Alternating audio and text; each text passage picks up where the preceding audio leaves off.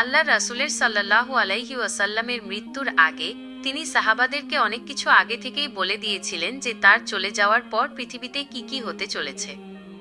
একদিন হযরত ওমর অন্যান্য সাহাবাদের সাথে রাসূলের সাল্লাল্লাহু আলাইহি ওয়াসাল্লাম কাছে মসজিদে নববীতে বসেছিলেন। হঠাৎ একজন অত্যন্ত শ্রদ্ধাভাজন এবং সুদর্শন মানুষ মসজিদে প্রবেশ করলেন। তার কাপড় ছিল অত্যন্ত সাদা এবং চুল ছিল অত্যন্ত কালো। এর আগে তাকে কেউ মদিনাতে দেখেনি, অর্থাৎ তিনি মদিনার বাসিন্দা ছিলেন না, এবং তার কাপড় ও চুল দেখে এমনটা মনে হচ্ছিল না যে তিনি দূর থেকে ভ্রমণ করে মদিনায় এসেছেন। মসজিদে বসে থাকা সকল সাহাবী গভীরভাবে সেই ব্যক্তিকে দেখছিলেন। সেই ব্যক্তি সরাসরি মসজিদে নববীতে প্রবেশ করলেন। তিনি রাসূলের সাল্লাল্লাহু আলাইহি ওয়াসাল্লাম একদম সামনে গিয়ে বসলেন এবং বললেন, হে মুহাম্মদ, আমাকে ইসলাম সম্পর্কে বলুন। এই ব্যক্তি চলে যাওয়ার পর রাসূল সাল্লাল্লাহু আলাইহি ওয়াসাল্লাম সাহাবাদেরকে জিজ্ঞাসা করলেন, তোমরা কি এই ব্যক্তিকে চিনতে পেরেছ? তিনি ছিলেন জিবরাইল আলাইহি ওয়াসাল্লাম এবং তিনি তোমাদেরকে তোমাদের দ্বীন শেখাতে এসেছিলেন।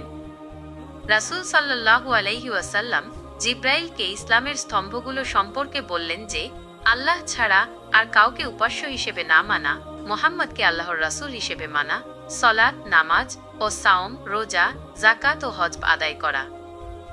এরপর জিবরাইল আলাইহি ওয়াসাল্লাম বললেন যে আপনি একদম সত্য বলেছেন। তারপর জিবরাইল আলাইহি ওয়াসাল্লাম রাসূলের সাল্লাল্লাহু আলাইহি ওয়াসাল্লাম কাছে ঈমান সম্পর্কে জানতে চাইলেন। রাসূল সাল্লাল্লাহু আলাইহি ওয়াসাল্লাম বললেন যে ঈমান হলো আল্লাহকে বিশ্বাস করা, তার ফেরেশতাদেরকে বিশ্বাস করা, তার কিতাবসমূহকে বিশ্বাস করা, তার নবী রাসূলদেরকে বিশ্বাস করা, আখিরাত এবং তাকদীরকে ভাগ্য বিশ্বাস করা। এরপর জিবরাইল আলাইহি ওয়াসাল্লাম বললেন, আপনি একদম সত্য বলেছেন। এরপর জিবরাইল আলাইহি ওয়াসাল্লাম রাসূল সাল্লাল্লাহু আলাইহি ওয়াসাল্লামের কাছে ইহসান সম্পর্কেও জানতে চাইলেন, এবং এরপর জিবরাইল আলাইহি ওয়াসাল্লাম রাসূল সাল্লাল্লাহু আলাইহি ওয়াসাল্লামের কাছে জানতে চাইলেন কিয়ামত কখন হবে। এরপর রাসূল সাল্লাল্লাহু আলাইহি ওয়াসাল্লাম বললেন, তুমি যতটা জানো আমিও ততটাই জানি, অর্থাৎ কিয়ামতের দিনের কথা আল্লাহ ছাড়া আর কেউ জানেন না। জিবরাইল আলাইহি ওয়াসাল্লাম এ কথা শোনার পর বললেন, তবে আমাকে কিয়ামতের কিছু নিদর্শন সম্পর্কে বলুন। এখন পর্যন্ত এই আলোচনায় যতগুলো কথা বলা হয়েছে এই সব কিছু রাসূল সাল্লাল্লাহু আলাইহি ওয়াসাল্লাম আগেই ব্যাখ্যা করে দিয়েছেন, কারণ এই ঘটনাটি রাসূলের সাল্লাল্লাহু আলাইহি ওয়াসাল্লাম ওফাতের কিছুকাল আগেই ঘটেছিল, যখন পুরো কোরআন নাজিল হয়ে গিয়েছিল। কিন্তু এরপর রাসূল সাল্লাল্লাহু আলাইহি ওয়াসাল্লাম কিয়ামতের যেসব নিদর্শন সম্পর্কে বললেন সেগুলো আগে কারো জানা ছিল না, এবং এই নিদর্শনগুলো সাহাবীদের চেয়ে আমাদের সাথে বেশি সম্পর্কিত, কারণ রাসূল সাল্লাল্লাহু আলাইহি ওয়াসাল্লাম কিয়ামতের যেসব নিদর্শন সম্পর্কে বলেছেন সাহাবারা তাদের জীবদ্দশায় সেগুলোর পূর্ণতা দেখেননি, বরং সেই নিদর্শনগুলো আজ আমরা দেখতে পাচ্ছি, যার অর্থ জিবরাইল আলাইহি ওয়াসাল্লাম শুধুমাত্র সাহাবীদেরকে নয় বরং আজকের মুসলিমদেরকেও কিয়ামতের খুব গুরুত্বপূর্ণ নিদর্শন সমূহ শেখাতে চেয়েছিলেন। রাসূল সাল্লাল্লাহু আলাইহি ওয়াসাল্লাম জিবরাইল উত্তর দিলেন যে যখন একটি দাসী তার মালিককে জন্ম দেবে, যাকে অনেক জ্ঞানী ব্যক্তিরা এভাবে বোঝেন যে যখন সন্তানরা তাদের বাবা মাকে দাস মনে করবে, এবং যখন এই নিঃস্ব ও খালি পা অত্যন্ত দরিদ্র লোকেরা একে অপরের থেকে লম্বা বিল্ডিং বানানোর প্রতিযোগিতায় নামবে। জিবরাইল আলাইহি ওয়াসাল্লাম এরপর বললেন, আপনি একদম সত্য বলেছেন, এবং সেখান থেকে উঠে চলে গেলেন। রাসূল সাল্লাল্লাহু আলাইহি ওয়াসাল্লাম সাহাবাদেরকে পাঠালেন, যাও গিয়ে সেই ব্যক্তিকে খুঁজে বের করো। কিন্তু এরপর সেই দিন সেই ব্যক্তিকে আর কেউ দেখেনি। রাসূল সাল্লাল্লাহু আলাইহি ওয়াসাল্লাম খালি পায়ের দরিদ্রদের কথা উল্লেখ করেছেন, যাদেরকে সেই যুগে আরবের বেদুইন বলা হতো, যারা বাকি গোত্রগুলো থেকে সবসময় দূরে থাকত এবং কখনো এক জায়গায় থাকত না, বরং তারা তাদের পশুদের নিয়ে সবসময় ভ্রমণ করত, অর্থাৎ তারা এক যাযাবর জীবন যাপন করত। তাই এটি একটি খুব অদ্ভুত ব্যাপার, কারণ বেদুইনরা পুরো আরবের সবচেয়ে দরিদ্র গোত্রগুলোর মধ্যে ছিল। কেবল সেই যুগে নয়, বরং এই হাদিসের 1000 বছর পরেও এই বেদুইনরা আরবের সবচেয়ে নিম্ন শ্রেণীর মানুষ। তাই সাহাবারা অবাক হয়েছিলেন যে আমাদের সমাজের সবচেয়ে দরিদ্র শ্রেণী কিভাবে একে অপরের সাথে লম্বা বিল্ডিং বানানোর প্রতিযোগিতা করবে।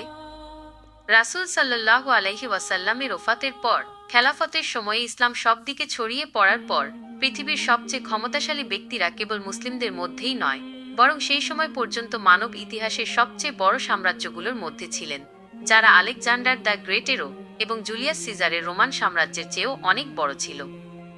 এর সুবিধা নিয়ে এই বেদুইনরা পুরো পৃথিবীতে ছড়িয়ে পড়ল, কিন্তু তবুও তাদের সবচেয়ে বড় জনসংখ্যা সেই আরবেই রয়ে গেল।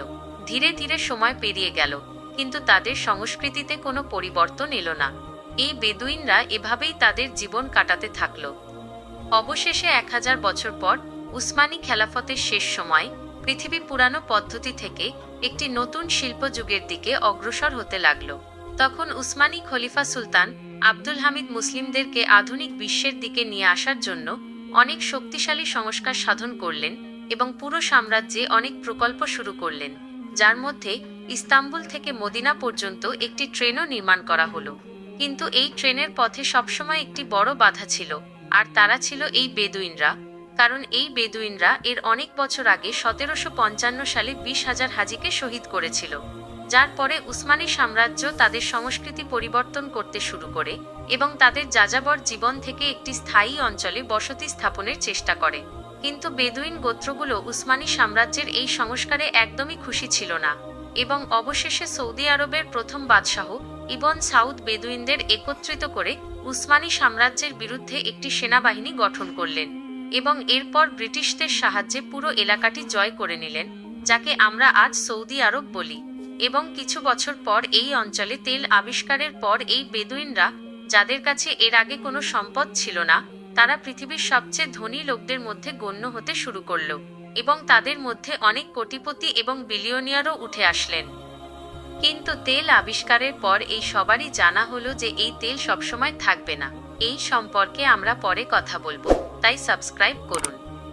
দুবাইয়ের এই মহান সাফল্য দেখে সৌদিও এটা নকল করা শুরু করে এবং মক্কায় কাবার একদম সামনে পৃথিবীর চতুর্থ বৃহত্তম বিল্ডিং তৈরি করা হলো এবং কিছু বছর পর তারা পৃথিবীর সবচেয়ে বড় বিল্ডিংয়ের ঘোষণা করে, কিংডম টাওয়ার বা জেদ্দা টাওয়ার, যা দুবাইয়ের বুর্জ খলিফার চেয়েও বড় হবে।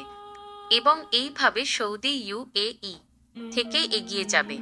এই সমস্ত প্রকল্পের পেছনে অর্থদানকারী ব্যক্তির নাম হল আল ওয়ালিদ বিন তালাল, যিনি কিছু বছর আগে বিশ্বের সবচেয়ে ধনী আরব আমির ছিলেন, যিনি আবারও একটি বেদুইন গোত্রের সাথে সম্পর্কিত, যার পরে দুবাই সৌদি থেকে আবার এগিয়ে যাওয়ার জন্য দুবাইয়ে একটি নতুন বিশ্বের সবচেয়ে বড় বিল্ডিং নির্মাণের ঘোষণা করেছে, যা এই দুটি বুর্জ খলিফা এবং জেদ্দা টাওয়ার থেকে আরও বড় হবে। এবং এখন কিছু সময় পর খুব দ্রুত গতিতে আরবে এমন লম্বা বিল্ডিংয়ের প্রকল্পের ঘোষণা করা হচ্ছে, এমনকি আরব দেশগুলো একে অপরকে এটাও জানাচ্ছে না যে তাদের পরবর্তী প্রকল্পের বাজেট কত হবে, কারণ বাকি আরব দেশগুলো তাদের থেকে এগিয়ে যাওয়ার জন্য তার থেকেও বড় বিল্ডিংয়ের ঘোষণা করে দেবে। এবং এভাবেই লম্বা বিল্ডিং বানানোর একটি অত্যন্ত কঠিন প্রতিযোগিতা এই সমস্ত আরব দেশে শুরু হয়ে গেছে, যাদের অধিকাংশ প্রকল্পের পেছনে এমন কিছু লোক রয়েছে যাদের সরাসরি সম্পর্ক সেই বেদুইন গোত্রগুলোর সাথে। এবং আজ যা কিছু হচ্ছে এই সব কিছুর ব্যাপারে রাসূল সাল্লাল্লাহু আলাইহি ওয়াসাল্লাম আজ থেকে 14 বছর আগেই জিব্রাইল আলাইহি ওয়াসাল্লাম এবং সাহাবাদেরকে বলে দিয়েছিলেন। একদিন এই বেদুইনরা, যারা আজ খালি পায়ে এবং খুব দরিদ্র ভেড়া চড়ানো ব্যক্তিরা, তারা একে অপরের সাথে লম্বা বিল্ডিং বানানোর প্রতিযোগিতা করবে। আর এটি কিয়ামতের এত গুরুত্বপূর্ণ নিদর্শন যে জিব্রাইল আলাইহি ওয়াসাল্লাম নিজে মুসলিমদেরকে এটা শেখাতে এসেছিলেন। এবং আজ রাসূল সাল্লাল্লাহু আলাইহি ওয়াসাল্লাম এর বলা সেই নিদর্শনটি আমরা আমাদের চোখের সামনে পুরোপুরি সত্যি হতে দেখছি। সাবস্ক্রাইব। ইসলাম প্রিয় বন্ধুরা, ইসলাম প্রচার করার উদ্দেশ্যে চ্যানেলটি সাবস্ক্রাইব ও ভিডিওতে একটা লাইক দিয়ে যাবেন। আল্লাহ আমাদের সকলকে ইসলামের জন্য কবুল করুন, আমিন।